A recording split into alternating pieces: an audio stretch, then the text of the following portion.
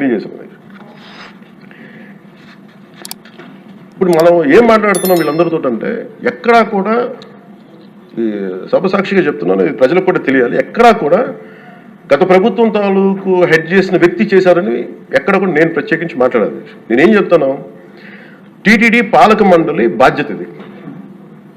మీరు కూర్చోబెట్టి మీరు బాధ్యత తీసుకొని వాళ్ళ పార్టీ ప్రభుత్వం స్థాపించినప్పుడు వాళ్ళ నియమించిన పాలక మండలి వాళ్ళు చేసిన తప్పులకి సింపుల్ ఏం చేయాలి అధ్యక్షుడు, ఒక ఇంటర్వ్యూలో కూడా నన్ను అడిగితే నేనేం చెప్పానంటే, you mean to say you going to blame the person who headed the last government అంటే, my intention is not that. My intention is always to say that who did this, who are the perpetrators. A perpetrators is more or less they are the TTD board. Let them be accountable for that.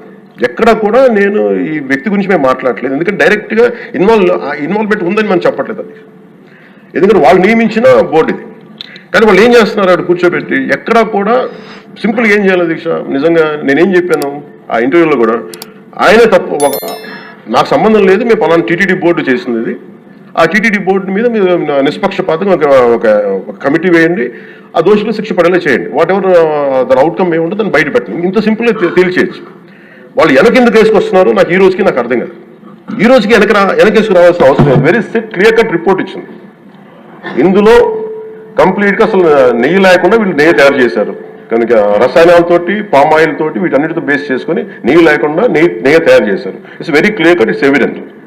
ఇప్పుడు ఎందుకు ఇంత discussion అవుతుంది అధ్యక్షుడు, మనందరం కూర్చోబెట్టి ఇంత సభా సమయాన్ని ప్రజలకు ఇవ్వాల్సింది కేవలం తిరుపతి లడ్డు గురించి ఎందుకు మాట్లాడాల్సి వస్తుందంటే, వాళ్ళు నిజంగా కనుక ఉప్పేసుకుని ఉంటే కల్తీ జరిగింది, దానికి తగ్గ లా ఏం కోర్స్ యాక్షన్ ఏం తీసుకున్నా తీసేసుకుని అయిపోతుంటే, దానికి ఎవరైతే పర్పెట్రేటర్స్ ఉన్నారో వాళ్ళకి ఆ శిక్షగా వెళ్ళిపోతారు.